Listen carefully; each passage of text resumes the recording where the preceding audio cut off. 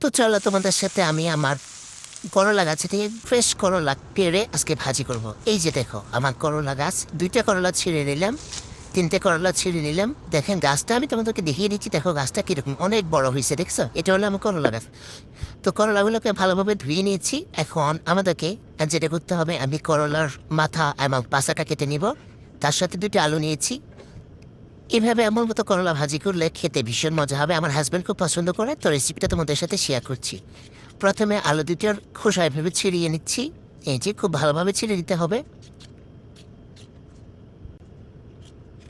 আমি যেভাবে করছি তোমাকে কিন্তু রেসিপি সেভাবে ফলো করতে হবে। উল্টা পুল্টা রেসিপি করবা আমার মতো না করলে কিন্তু করলার স্বাদ পাবে না। আমার এই রেসিপি ফলো করলে কিন্তু যারা করলা পছন্দ করে না, তোমরা কিন্তু চেটে ফুটে করলা খাবা। তো দেখো প্রথমে এখন আমি আলুগুলো ছিঁড়ে নিয়েছি আর করলার পাশার মাথাটা কেটে নিব। এই যে কেটে নিচ্ছি। একটা টেকনিক তোমাদেরকে বলে দিচ্ছি, আলু আর করলা খুব সুন্দরভাবে কিভাবে কুচি করে নিবা সেটা দেখিয়ে দিচ্ছি। এরকম একটা জিনিস নিতে হবে, সালাদ কাটার মেশিন। তো এভাবে আলু যেভাবে কাটে, করলাকে এভাবে খুব চিকন করে আমি কেটে নিচ্ছি। এটা অবশ্যই চিকন করে কাটতে হবে, ওই মোটা ধামড়াও করে কাটতে কিন্তু হবে না। সেমভাবে করলা 3টা আমি এইভাবে ফালি করে নিচ্ছি, মানে একদম চিকন করে নিতে হবে। এই যে দেখো, তো এগুলাকে আমি পরবর্তীতে আবার কিন্তু কুচি করে নিব, সেটা পরে দেখাবো। প্রথমে এই সবগুলা করলাকে আমি এইভাবে করে পাতলা করে স্লাইস করে নিচ্ছি। এই যে দেখো 3টে করলা আনিয়েছিলাম, সবগুলো এখানে একদম এইভাবে গোল করে কেটে নিয়েছি। এখন যেটা করতে হবে, আমরা যেভাবে আলু ভাজি করি ঠিক সেইভাবে কিন্তু এভাবে একদম চিকন চিকন করে কুচি করে নিতে হবে। চিকন করতে হবে, মোটা করলে কিন্তু তোমরা করলা সেই স্বাদ পাবা না। আমি আগেই বলে দিচ্ছি, আমার মতো করে করবা, মোটা ভস্কা ভস্কা করে করবা, কিন্তু খেতে পারবে না, মজাও লাগবে না। আমার এই রেসিপি ফলো করলে যারা করলা খাও না, আমি 100% গ্যারান্টি দিচ্ছি, তোমরা কিন্তু আমার রেসিপি ফলো করে বানিয়ে যারা করলা কখনোই খাওনি, একদম করলা কিন্তু তিতাই লাগবে না, করলা প্রেমে পড়ে যাবা।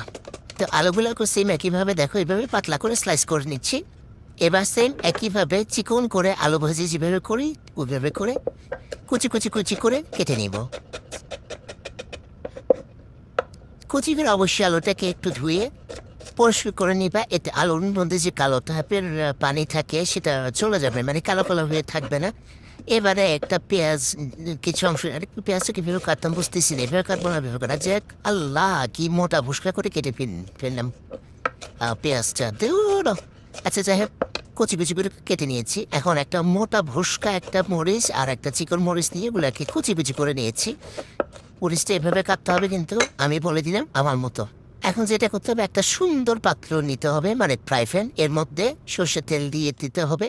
প্রায় 3 টেবিল চামচের মতো সর্ষের তেল দিয়েছি। তোমরা চাইলে একটু কম বেশি দিতে পারবো, তবে আমি 3 টেবিল চামচ বা তার থেকে একটু বেশি দিয়েছি। তো এই দেখো গরম তেলের মধ্যে এমনভাবে করলাগুলোকে দিতে হবে যে যেন সেট করে উঠে। এই শব্দটা কি যে ভালো লাগে, বুঝছো? আর যদি তেলের মধ্যে এভাবে দিয়ে দাও, কোনো শব্দ না হয়, তাহলে কি আর ভালো লাগে নাকি?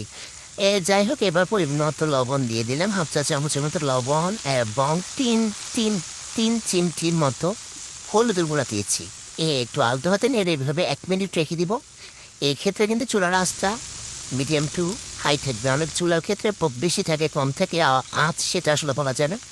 এরপরে পেঁয়াজ কুচি, কাঁচামরিচ কুচি, আলু কুচি সব দিয়ে দিলাম। দিয়ে সাবধান, এখন কিন্তু নাড়াচাড়া করা যাবে না, কয়েক সেকেন্ডের মতো রেখে দিবা, প্রায় 30 থেকে 40 সেকেন্ডের মতো। তারপরে আবারও আলতো হাতে এভাবে নেড়ে চেড়ে দিবা, নেড়ে চেড়ে দিয়ে তারপর এভাবে আবার কিছুক্ষণ রেখে দিবা, প্রায় কয়েক সেকেন্ডের মতো।